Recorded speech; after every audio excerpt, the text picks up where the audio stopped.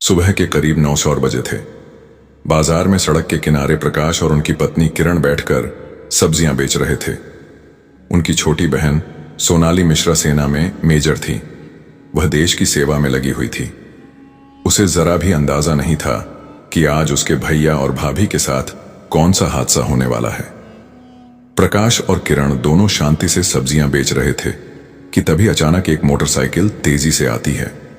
Motorcycle पर inspector जय सिंह राणा बैठा हुआ था। वह बाइक साइड में लगाता है और गुस्से में आकर प्रकाश की पीठ पर एक जोरदार डंडा मार देता है। फिर किरण पर भी लाठी बरसा देता है।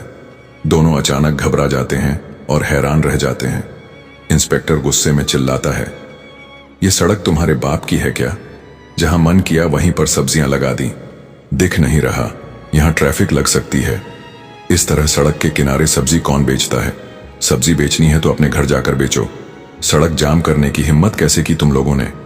इतना कहकर जय सिंह राणा ने गुस्से में चटाई पकड़कर जोर से खींच ली जिसमें सारी सब्जियां रखी थीं। सब्जियां सड़क पर बिखर गईं। किरण रोने लगी और हाथ जोड़कर माफी मांगने लगी। साहब मुझे माफ कर दीजिए, आगे से ऐसा नहीं करूंगी। प्लीज सर हमें माफ कर दीजिए। हमारी सब्जियां इस तरह मत फेंकिए, हमारा बहुत नुकसान हो जाएगा साहब। प्रकाश भी हाथ जोड़ते हुए बोला, साहब प्लीज हमारी सब्जियों को मत फेंकिए, हम यहां से चले जाते हैं। हमारा बहुत नुकसान हो गया साहब, ऐसा मत कीजिए। मैं आपके आगे हाथ जोड़ता हूं, हमें माफ कर दीजिए। मगर इंस्पेक्टर जय सिंह राणा को जरा भी दया नहीं आई। वह गुस्से में दोनों को गालियां देने लगा, भला बुरा कहने लगा। फिर उसने गुस्से में प्रकाश के ऊपर एक और लाठी मारी और चिल्लाकर बोला, जल्दी सब्जियां हटाओ यहां से। लाठी इतनी जोर से लगी कि प्रकाश दर्द से करा उठा और रोने लगा। वह हाथ जोड़कर पैर पकड़कर माफी मांगता रहा, लेकिन इंस्पेक्टर का दिल मानो पत्थर का बन चुका था। किरण भी रोते हुए माफी मांग रही थी, मगर जय सिंह राणा के कानों पर जरा भी असर नहीं हो रहा था। आधी सब्जियां सड़क पर बिखर चुकी थीं, गाड़ियां चल रही थीं, लोग इधर उधर जा रहे थे। कुछ सब्जियां गाड़ियों के नीचे कुचल गईं। हल्ला मचने के कारण लोग इकट्ठा होने लगे। सब कोई खड़े होकर तमाशा देखने लगे, मगर कोई आगे नहीं आया। किसी ने भी यह नहीं कहा कि इंस्पेक्टर गलत कर रहा है, जबकि सबके सामने साफ दिख रहा था कि गलती इंस्पेक्टर की है। वह चाहता तो बिना मारे उन्हें समझा सकता था कि सब्जियां हटा लें, लेकिन उसने बेवजह डंडा बरसाया, गालियां दी और सब्जियां बिखेर दी। इसी भीड़ में मौजूद थी मेजर सोनाली की बचपन की सहेली शिक्षक नीतू। वह भी लोगों के साथ खड़ी तमाशा देख रही थी, मगर अगले ही पल उसने समझदारी दिखाई और सोचा इस वक्त घटना की वीडियो बनाना बहुत जरूरी है। उसने तुरंत मोबाइल निकाला और पूरी घटना रिकॉर्ड करने लगी। वीडियो में साफ दिख रहा था कि इंस्पेक्टर बिना वजह डंडा बरसा रहा है, गालियां दे रहा है, सब्जियां सड़क पर फेंक रहा है और सार्वजनिक रूप से उन्हें अपमानित कर रहा है। शिक्षक नीतू के मन में गुस्सा भर गया। वह सोनाली के भैया भाभी को भली भांति जानती थी और उसने ठान लिया कि इस अपमान का जवाब जरूर दिलवाएगी। इंस्पेक्टर जय सिंह राणा फिर गुस्से में चिल्लाया, जल्दी हटो यहां से, वरना जो सब्जियां बची हैं उन्हें भी सड़क पर फेंक दूंगा। समझे? यहां ट्रैफिक जाम लग जाएगा। यह तुम्हारे बाप की सड़क नहीं है। किरण और प्रकाश दोनों रोते हुए सड़क पर बिखरी सब्जियों को समेट रहे थे। दोनों के मन में एक ही ख्याल आ रहा था, काश हम गरीब ना होते तो हमें यह दिन ना देखना पड़ता। काश हमारी बहन हमारे साथ होती तो शायद कोई हमें यूं अपमानित ना करता। दोनों की आंखों से लगातार आंसू बह रहे थे। उन्होंने जितनी सब्जियां बची समेटी और घर की ओर चल दिए। इंस्पेक्टर ने गुस्से में बाइक स्टार्ट की और चिल्लाया, तुम लोग यहां क्या देख रहे हो? काम धंधा नहीं है क्या? सब अपने अपने काम पर जाओ, भीड़ खत्म करो यहां से।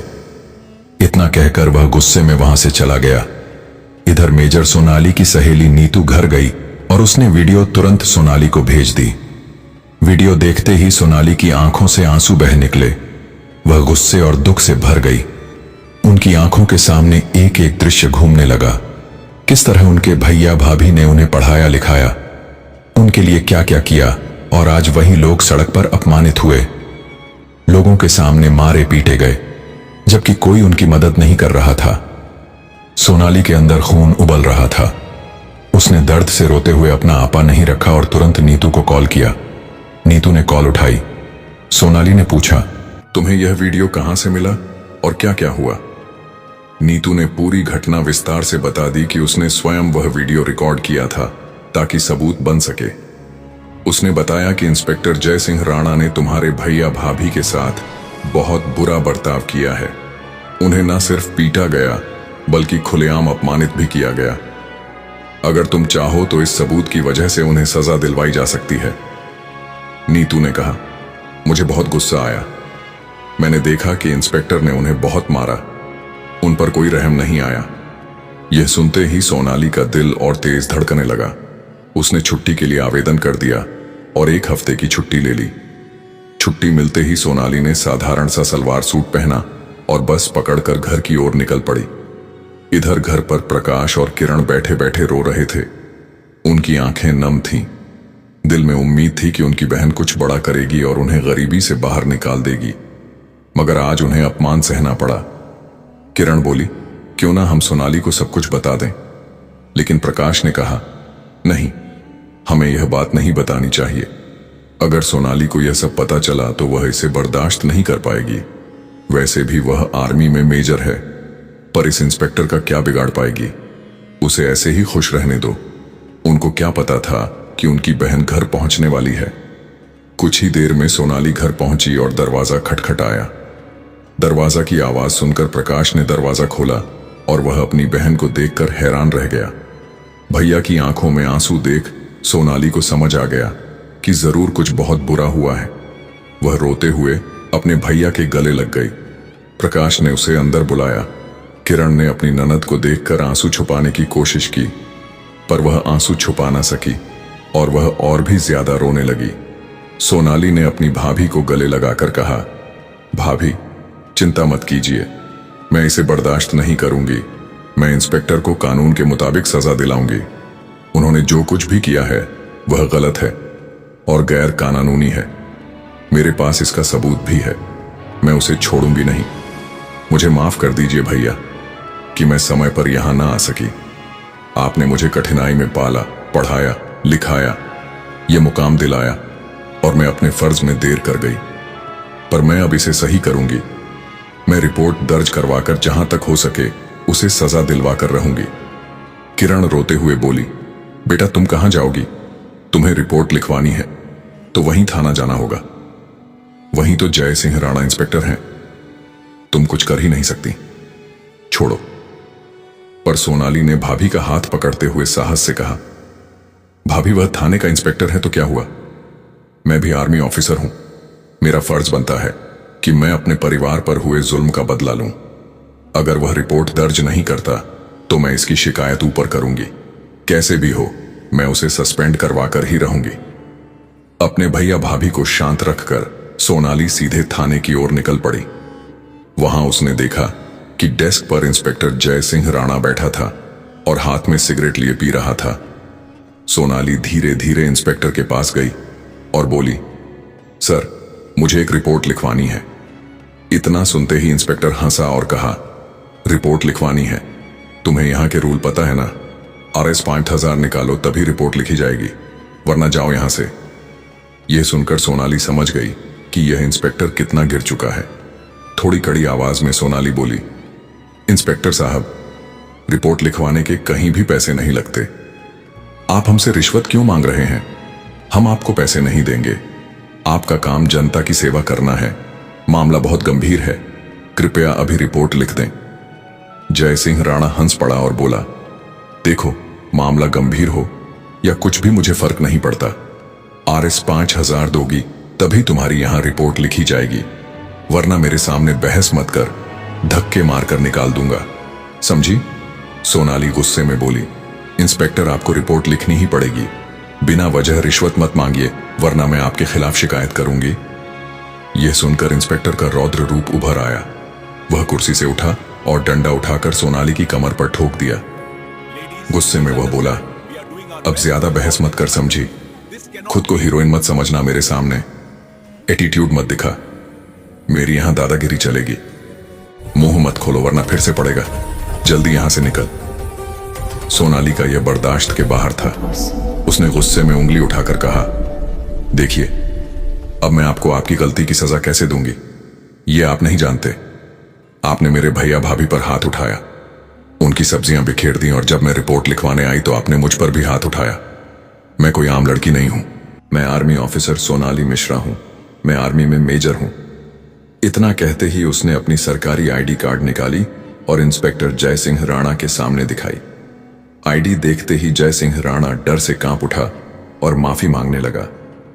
मैडम, हमें माफ कर दीजिए, हमें पता नहीं था कि आप आर्मी ऑफिसर हैं।